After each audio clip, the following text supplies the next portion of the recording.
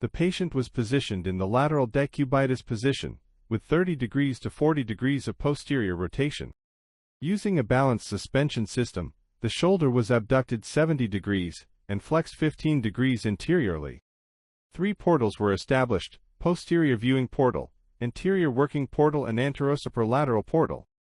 The subscapularis injury was explored and the lesser tuberosity footprint was debrided and decorticated.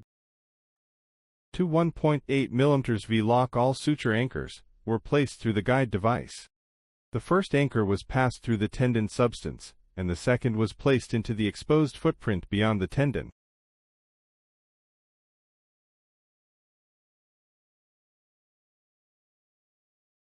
One suture limb from each anchor was chosen to be coupled in a double pulley configuration. Traction on the other 2 limbs advances the knot into the joint, onto the anterior surface of the subscapularis tendon.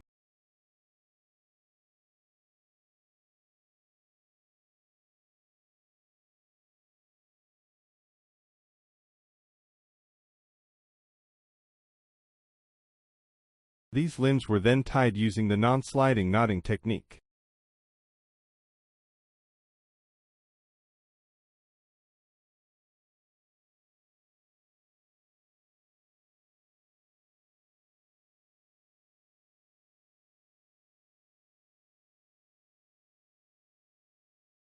The extra length of the suture limbs were removed using the arthroscopy scissors.